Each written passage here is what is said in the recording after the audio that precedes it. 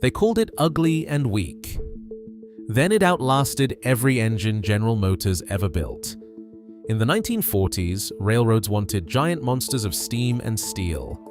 Then came the beautiful diesels from General Motors that looked like silver rocket ships. Standing next to them was a tiny, boxy machine that looked like a toy. It had two small engines. It had barely any power. The experts laughed at it. The suits in the head office wanted it gone by 1960. They said it was a mistake. They said it was not a real locomotive. But while those million-dollar beauties were being cut into scrap metal, this little beast was still out there. It was working 18-hour shifts in the pouring rain. It was doing the dirty work that the big engines were too fragile to touch. It outlived its creators. It outlived the railroads that bought it. And it is still hauling freight in 2026. How did the engine everyone mocked become the one that refused to die? And what was the secret hidden inside its ugly steel frame? In 1937, the Interstate Commerce Commission sat down and drew a line in the sand. They called it Order Number 1959. The wording was dry, but the effect was anything but. The rule said, plain as day, any diesel-electric locomotive tipping the scales at more than 45 tons had to carry 2 men. 1 engineer, 1 fireman. If you could keep your machine at 44 tons or less, you only needed 1. That was the 45-ton rule. It was not about horsepower or style, it was about payroll. Every extra man meant another wage, another pension, another set of gloves to buy. The big railroads howled, the unions dug in their heels. The accountants sharpened their pencils and started hunting loopholes. The ICC did not care about beauty or brawn, they cared about the numbers. The rule was written right into the Form 41 accounting sheets. Service weight, fuel, water. If you went over, you paid for the privilege. If you stayed under, you kept your money and your pride. This was not some backroom deal. It was federal law. The 45-ton rule was the reason the 44-tonner was born. Not for glory, not for headlines, just to beat the rule by a single ton and keep the railroad men from paying for a seat they did not need. In the world of iron and steam, that is what passed for genius. We spend billions chasing the new. But maybe we should have spent more time learning from the machines that never asked for a day off. The jokes started before the paint was even dry. Railway Age called it a half-pint. Yard crews snickered about the center cab design. Some said it looked like a bread box on wheels. Others called it the runt of the litter. But while the wisecracks echoed through the lunchrooms, the men with the ledgers were busy doing payroll math. The Interstate Commerce Commission's 45-ton rule was no joke to them. Every locomotive under that line meant you only had to pay 1 man to run it. That meant no firemen, no extra time cards, no double pensions. A fireman earned $1.30 an hour in 1938. Overtime and benefits stacked up quick. 2 men cost $2.60 an hour, plus another third for taxes and pensions. Cut the crew in half, and you cut the wage bill in half. That's real money.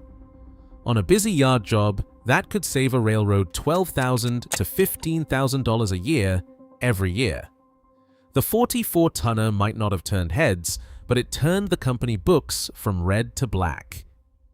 While the big diesels posed for magazine covers, this little machine kept the payroll lean and the freight moving.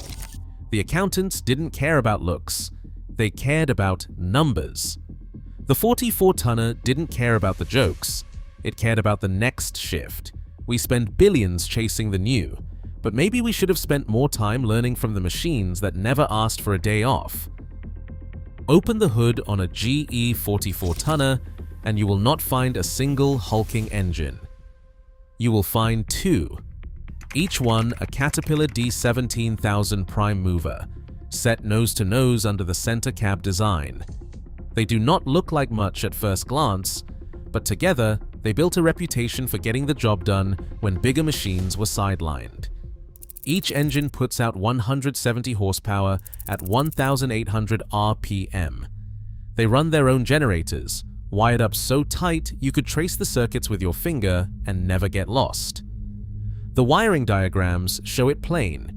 Each engine feeds a separate generator, and both tie into the traction motors through a set of isolation contactors. If one side fails, the other keeps the wheels turning. No drama, no panic, just a simple relay click and the train keeps moving. That is the kind of fail-safe you do not see much anymore. The boys at General Electric did not design this for show. They built it for men who had to finish the shift no matter what. If an engine quits, you pull a lever and the contactor cuts it loose. The other engine keeps the current flowing to the traction motors. You might lose some speed, but you will not lose the move. That is what made the 44-tonner a hero in the yards and on the branch lines. The big diesels from General Motors had one engine. Lose it and you are dead in the water. But this machine can limp home on half its heart and still get paid by the mile. Field serviceable. That is the phrase the manuals use, but ask any old shop hand and they will tell you it means you can fix it with a wrench and a hammer. Each engine sits on its own cradle. You can lift one out and drop a spare in before lunch. The generator isolation contactors are right behind the cab wall, easy to reach, easy to test. No need to tear down the whole machine just to chase a bad wire. It is not pretty, it is not flashy. But when the work needs doing, simple beats fancy every time. We spend billions chasing the new, but maybe we should have spent more time learning from the machines that never asked for a day off. Out in the yard, the 44-tonner was a mechanic's friend. The center cab design was not just about balance, it was about getting your hands on what mattered. You did not need a college degree or a suitcase full of special tools. You needed a wrench, a hammer, and maybe a strong back. Every Caterpillar D17000 prime mover sat on its own cradle. If one gave up the ghost, you could have it out and a fresh one bolted in before the coffee got cold. The shop manuals called it field serviceable. The boys in the pit called it common sense. The exploded parts lists from General Electric told the whole story. Every nut, every hose, every wire had a number. If something wore out, you ordered a part and swapped it in. No waiting for a factory tech, no praying for a miracle. The traction motors, 4 of them, 1 for each axle, were just as simple.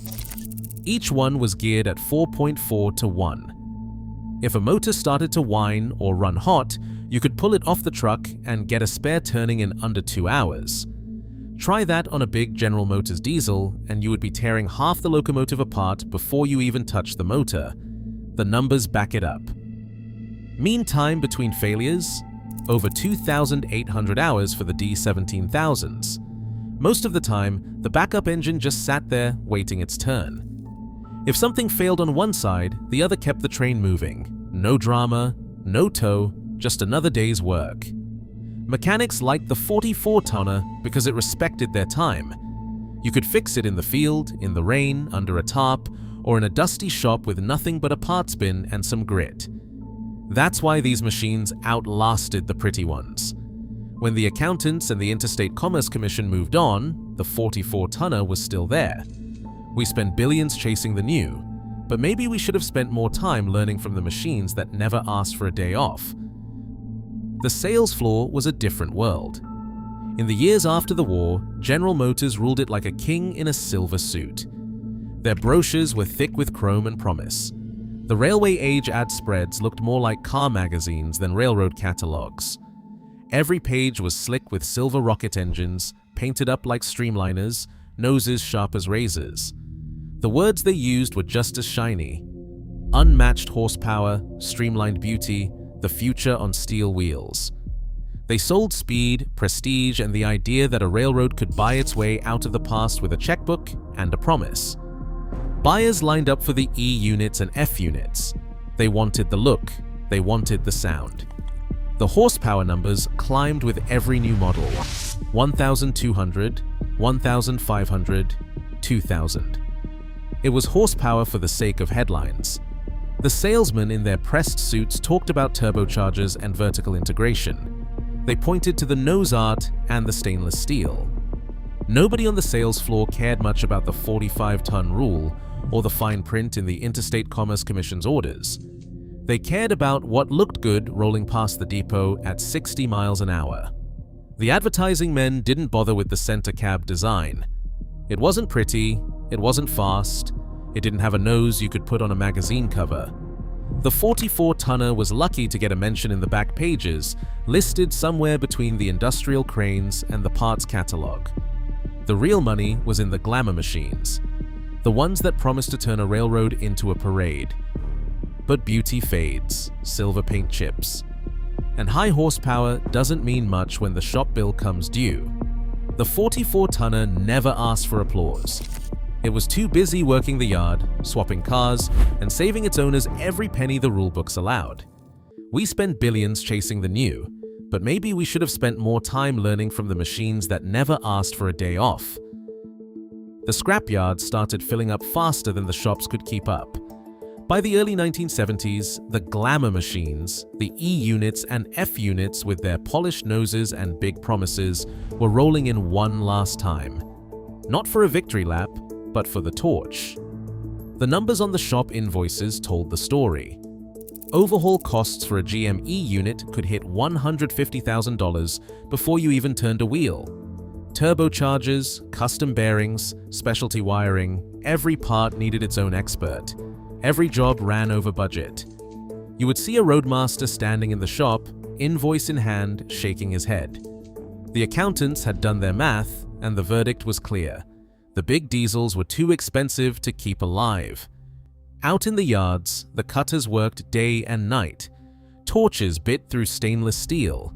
Rows of E-unit shells, once the pride of the main line, stacked up like empty tin cans. The railway age numbers from 1974 said it plain 42% of E units and nearly 40% of F units were scrapped in just 5 years. That is not a retirement, that is a rout. The glamour did not help when the repair bills came due. The center cab design never needed a paint job to look good under the torch. The 44-tonner watched it all with the same Caterpillar D17000 prime mover rumble it always had. The Interstate Commerce Commission's 45-ton rule did not care about horsepower or chrome. It cared about cost. Roadmasters kept the 44-tonner on the roster because it was field serviceable. No need for a full shop crew, no waiting for a part from some warehouse in Detroit. If a traction motor failed, you swapped it out before lunch. If an engine coughed, you pulled it and dropped in a spare. The shop bills stayed low. The work kept moving. While the fancy diesels were cut down for scrap, the 44-tonner just kept earning its keep. No headlines, no fanfare, just another day's work. We spend billions chasing the new, but maybe we should have spent more time learning from the machines that never asked for a day off. The 44-tonner is still on the clock. Out in the weeds, on the back tracks, in yards where the rails are silver from use and rust from waiting, you will find one. Not in a museum, not dressed up for parades. Working. Pulling cuts of cars that weigh more than it does. The paperwork says there are fewer than 50 left in active service. That's not many. But everyone is a survivor. The Federal Railroad Administration still signs off on their duty logs. The forms are stamped and filed. Federal Railroad Administration compliance, axle load, inspection. These old machines pass every test. The 44-tonner's center cab design and lightweight keep it legal on rails where a modern 6-axle would snap the ties. Some of these tracks are barely more than iron on gravel. But the 44-tonner was built for this. Its Caterpillar D17000 prime movers still rumble to life with a cough and a shake. The traction motors still pull. The engineer sits in the middle, arms on the sills, eyes on the cars. He's not thinking about retirement, he's thinking about the next move. The duty log for 2026 reads like a work diary. Start time. Consist. Weather. Cars moved. Another shift done. Another week survived. The big diesels are gone. The new units are too heavy or too smart for work like this. But the 44-tonner is field serviceable. If something breaks, you fix it. If an engine coughs, you pull it and bolt in a spare. The machine does not care about age, it cares about the job. 80 years, still earning its keep. Still proving that value is not found in chrome or horsepower, it is found in the work. We spend billions chasing the new, but maybe we should have spent more time learning from the machines that never asked for a day off. There's a reason the 44-tonner is still breathing diesel in the 21st century, and it's not luck. It's hands. Greasy, scarred, patient hands. Out in the old shops, you'll find them, volunteers and old-timers, some with more years under their belt than the locomotive itself. They're not here for pay, they're here because they know what matters. You'll see a man in a faded shop coat pass a wrench to a teenager. The kid fumbles, the old man grins, and together they torque down a Caterpillar D17000 prime mover like it's a family heirloom. That's how these machines survive, not with money, with memory. The restoration logs read like diaries. One entry from the 44-tonner restoration project lists a Saturday swap, a traction motor out, another in, coffee break, then back to work. No high-tech diagnostics, just a parts bin, a wiring diagram, and 3 generations of shop wisdom. When a part can't be found, the word goes out on the swap chain. A box of bearings arrives from a steel mill in Ohio. A set of brake shoes comes in from a museum out west. It's not just a locomotive, it's a community. Each workshop day is half training, half storytelling. The old hands show the new ones how to set valve lash on a D17000, how to test a field coil, how to listen for the hitch in a traction motor's whine.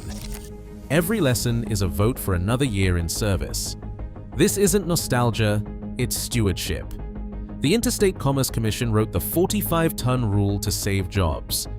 These people keep the center cab design alive because it's worth saving. Not for glory, not for show. For the simple fact that a machine this honest deserves to work. We spend billions chasing the new, but maybe we should have spent more time learning from the machines that never asked for a day off. The Caterpillar D17000 prime mover still knocks out a rhythm the Interstate Commerce Commission never saw coming. The 45-ton rule made it possible. Center cab design and honest traction motors made it last. Field serviceable, always ready.